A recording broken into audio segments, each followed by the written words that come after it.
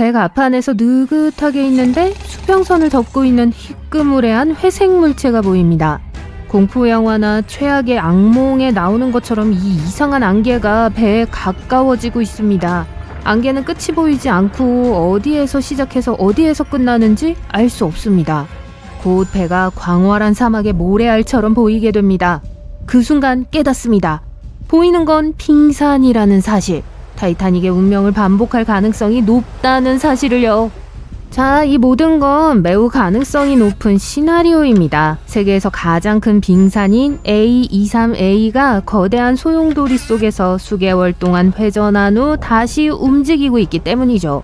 그리고 실제로 이 거대한 얼음 덩어리가 깨진 건 불과 몇 년 만에 두 번째예요. 첫 번째는 2023년, 무려 37년 동안 해저에 갇혀있던 빙산이 떠돌아다녔던 때였어요. 뉴욕시의 약 3배에 달하는 거대한 크기예요. 무게도 거의 1조 톤에 달해요. 이 거대한 얼음 덩어리는 1986년 남극의 필치너 빙붕에서 처음 깨졌습니다. 하지만 멀리 떠내려가지 않고 처음 시작했던 곳에서 불과 몇 킬로미터 떨어진 해저에 박혔어요. 그 때문에 대부분의 빙산보다 훨씬 더 천천히 녹았습니다. 2023년 12월 A23A는 마침내 남극에서 벗어나 표류하기 시작했어요. 하지만 얼마 가지 않아 이번에는 사우스 오크니 제도 근처에서 다시 멈췄어요. 테일러 기둥이라는 곳에 갇혔기 때문이죠. 테일러 기둥은 해류가 수중 산 주위를 소용돌이칠 때 형성되는 거대한 회전 해류입니다. 한때 A23A는 매일 시계 반대 방향으로 약 15도씩 회전하고 있었어요. 다행히도 2024년 12월 13일 현재 이 빙산은 테일러 기둥을 벗어나 다시 천천히 움직이고 있습니다. 연구원들은 이 빙산이 남극에서 떨어져 나온 다른 거대한 빙산과 같은 길을 따라갈지 아니면 자신만의 독특한 길을 찾을지 매우 궁금해하고 있어요. A23A와 같은 거대한 빙산은 녹으면서 영양분을 물속으로 방출해요. 평소에는 텅 비어있던 바다의 일부에 생명체의 핫스팟을 만들 수 있죠. 하지만 빙산의 크기, 모양 또는 기원이 이 과정에 어떤 영향을 미치는지에 대해서는 아직 모르는 것이 많습니다. 이를 파악하기 위해 과학자들은 A23A가 통과할 것으로 예상되는 지역에서 물 샘플을 수집하고 있으며 빙산이 표류하는 동안 계속해서 샘플을 수집할 거예요. 이를 통해 이 빙산과 같은 거대한 빙산이 주변 바다에 어떤 영향을 미치는지 더 잘 파악할 수 있게 되면 좋겠네요. 그런데 빙산 괴물의 일부였던 빙하는 말 그대로 아주 오래된 빙하일 수 있어요. 남극에서 가장 오래된 빙하 얼음은 100만 년에 가까울 수 있어요. 그린랜드에서 가장 오래된 빙하 얼음은 10만 년이 넘었습니다. 그런데 알래스카에서는 보나산과 처칠산 사이의 분지에서 발견된 가장 오래된 빙하 얼음이 약 3만 년 전의 것이에요. 어린아이에 불과하죠. 동시에 일반적인 알래스카 계곡 빙하에서는 새로 형성된 얼음이 빙하 전체 길이를 이동하는데 약 100년밖에 걸리지 않습니다. 알래스카에서 가장 크고 225km가 넘는 베링 빙하와 같은 빙하의 경우 400년 이내에 전체 빙하를 통과할 수 있어요. 거대한 빙하치고는 엄청난 움직임이죠. 이제 북극에서 뉴펀들랜드까지 이어지는 대서양에 펼쳐진 빙산엘리로 이동해보세요. 빙산을 최대한 많이 보고 싶으시다면 이곳이 바로 그 장소입니다. 매년 수많은 빙산이 이곳을 통과해요. 대부분은 그린랜드에서 온 빙산이에요. 봄과 여름에는 큰 빙하 덩어리가 떨어져 나와 남극 해류를 타고 배핀만을 거쳐 레브라도 해로 흘러들어가 결국 녹습니다. 일부 빙산은 캐나다 해안에서 발생하여 데이비스 해협을 거쳐 레브라도 해로 이동한 후 뉴펀들랜드의 동쪽과 서쪽 해안을 따라 표류하기도 해요. 이 거대한 얼음 덩어리도 약 10,000년이나 된 정말 오래된 거예요. 매년 400에서 800개의 중대형 빙산이 아이스버그 엘리를 통과해요. 빙산의 크기, 모양, 해류, 파도, 바람에 따라 이동 속도는 달라지지만 평균 속도는 시속 0.6km 미만입니다. 빙산엘리에는 여러 가지 유형의 빙산이 있습니다. 표형 빙산은 높이보다 넓이가 훨씬 더 넓은 평평한 얼음 덩어리입니다. 블록형 빙산은 잘린 피라미드처럼 가파른 면과 날카로운 각도를 가지고 있어요. 쐐기형 빙산은 한쪽이 가파르고 다른 한쪽이 경사진 형태예요. 돔 빙산은 윗부분이 둥글고요. 피나클 빙산은 하나 이상의 가파른 봉우리가 튀어나와 있어요. 그리고 드라이브 독 빙산은 U자형이며 속이 비어 있습니다. 모두 멋져 보이는데요. 가장 마음에 드는 유형을 아래에 댓글로 남겨주세요. 어쨌든 빙산은 남쪽으로 표류하면서 따뜻한 물로 인해 녹는 속도가 빨라져 예측하기 어렵고 때로는 위험하기도 합니다.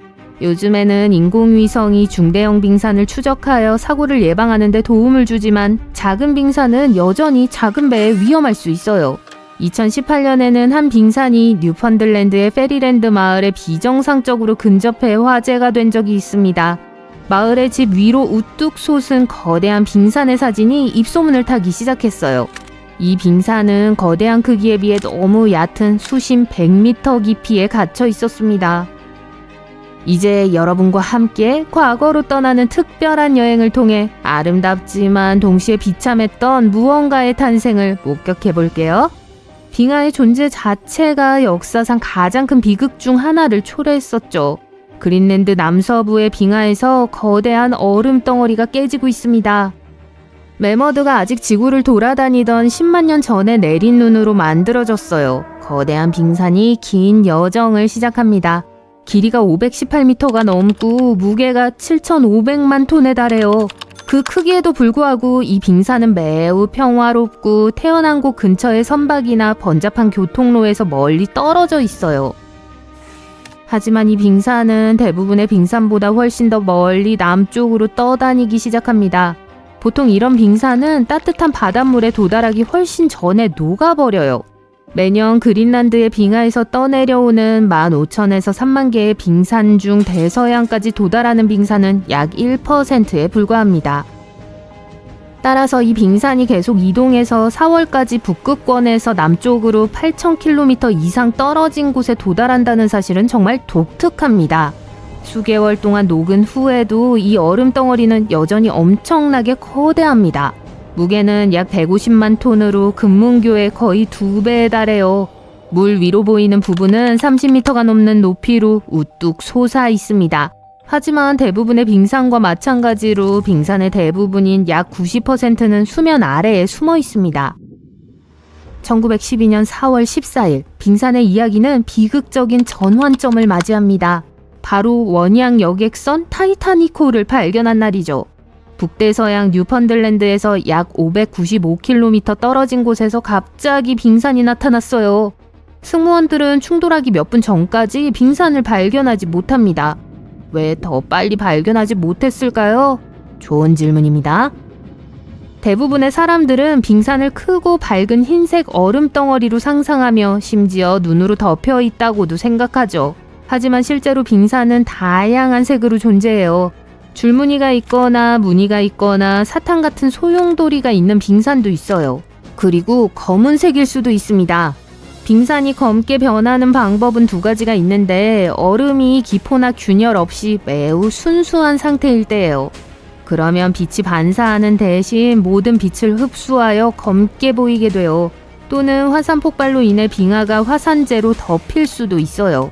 빙하의 얼음이 깨지면 어둡거나 검은색을 띨 수 있습니다.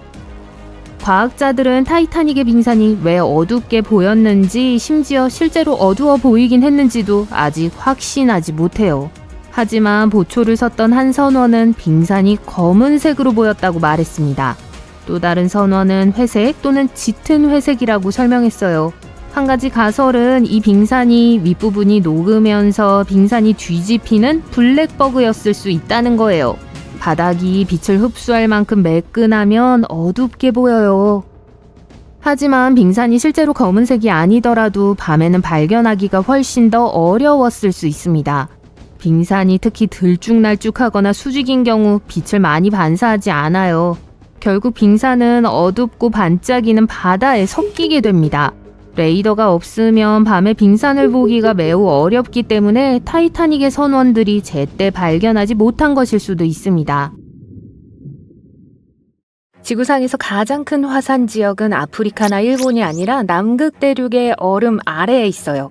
과학자들은 서쪽 지역에서 138개의 화산을 발견했는데 만약 화산이 폭발한다면 우리가 분명히 알아차릴 수 있을 거예요. 화산은 엄청난 양의 얼음을 녹여 바다로 이동하고 해수면을 상승시켜 지구를 인간이 살 수 없는 곳으로 만들 수 있습니다. 하지만 다른 행성으로 떠나기 위해 짐을 싸기 전에 제 말을 들어보세요. 현재 남극의 화산 중 공식적으로 활화산으로 분류된 것은 단 2개뿐입니다. 그리고 전 세계에 심각한 영향을 미치려면 수십 년에 걸쳐 연쇄적으로 폭발이 일어나야 해요. 현재 활동 중인 2개의 남극 화산 중 하나인 에레버스산은 세계 최남단 활화산이라는 자랑스러운 타이틀을 지니고 있습니다. 적어도 1972년부터 지속적으로 분출하고 있어요.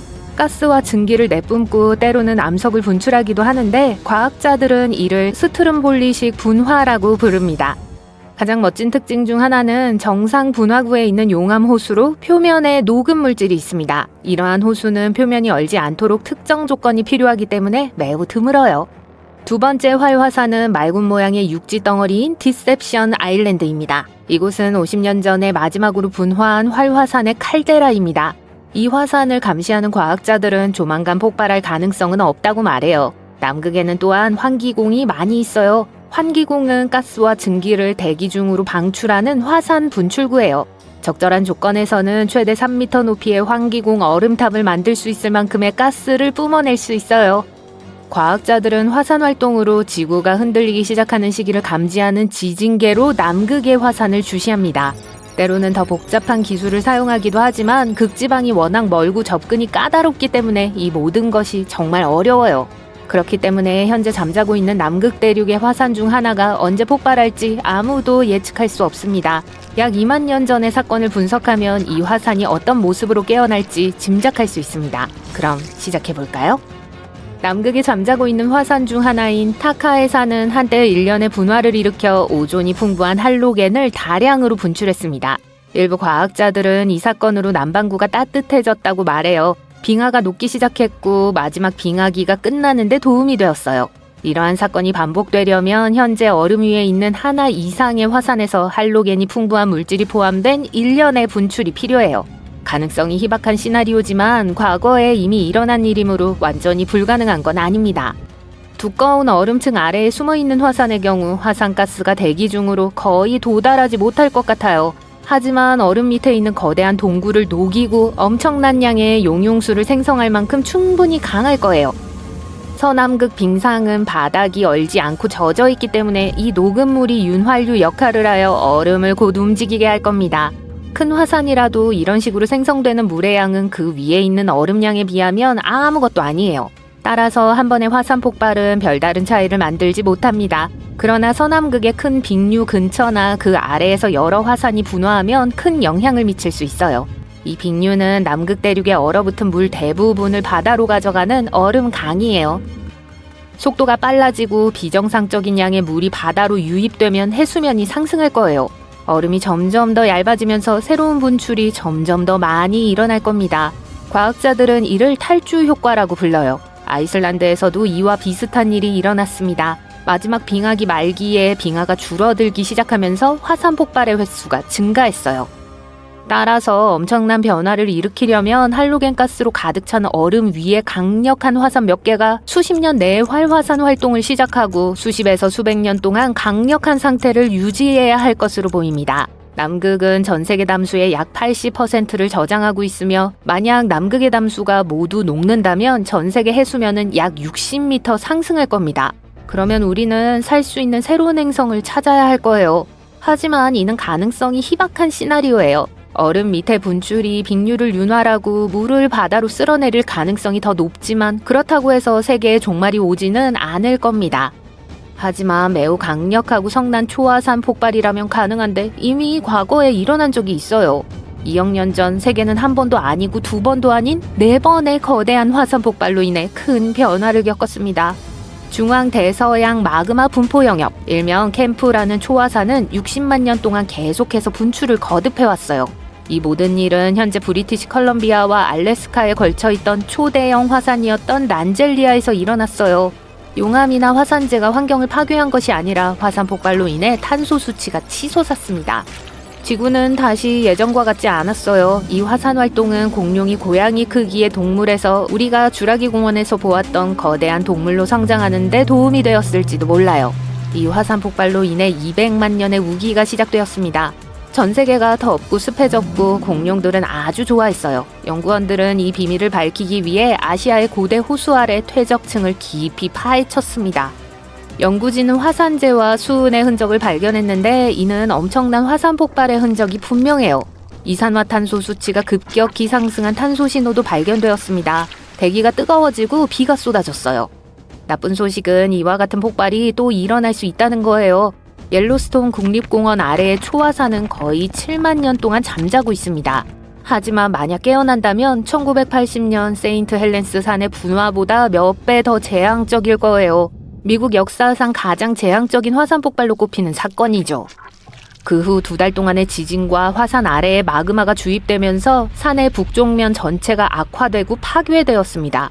분출 기둥은 대기 중으로 24m까지 올라가 미국 11개 주와 캐나다 여러 주에서 화산재를 퍼뜨렸어요. 마지막 옐로스톤 분화는 그보다 1000배나 더 컸습니다.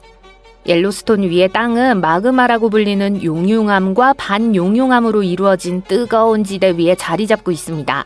이 마그마는 공원 아래 약 6에서 9km에 있는 챔버로 흘러들어가 땅을 풍선처럼 부풀게 만들어요. 하지만 화산이 식으면 땅은 원래의 상태로 돌아갑니다. 화산 감시자들은 한 세기 동안 이 현상을 주시해왔어요. 그들은 약 20년 전에 땅이 약 25cm 올라간 걸 발견했지만 2000년 이후 다시 내려가고 있어요. 전문가들은 아직 큰 폭발이 일어나지 않았기 때문에 조만간 최후의 날은 오지 않을 거라고 말합니다. 하지만 최근 지하에서 활발한 활동이 일어나고 있어 계속 관심을 모으고 있습니다. 인간이 옐로스톤에서 일어나는 모든 작은 일들을 목격할 수는 없었기 때문에 그곳에서 무슨 일이 일어나고 있는지 확실히 말하기는 어려워요. 옐로스톤은 지난 200만 년 동안 몇 차례의 엄청난 분화를 겪었습니다.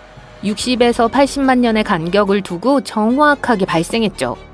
마지막 큰 화산 폭발은 약 64만 년 전에 일어났으며 기본적으로 전체 지형을 재구성하여 루이지애나까지 화산재와 잔해물을 퍼뜨렸습니다. 오늘날에도 옐로스톤 칼데라에서 마지막 대규모 분화의 여파를 볼 수 있어요. 전문가들은 지난번과 같은 대규모 분화가 일어날 가능성은 희박하다고 말합니다. 증기와 뜨거운 물 또는 용암이 분출할 가능성이 더 높아요. 언제 어떤 강도로 분화할지는 아직 과학자들에게 미스테리로 남아 있습니다.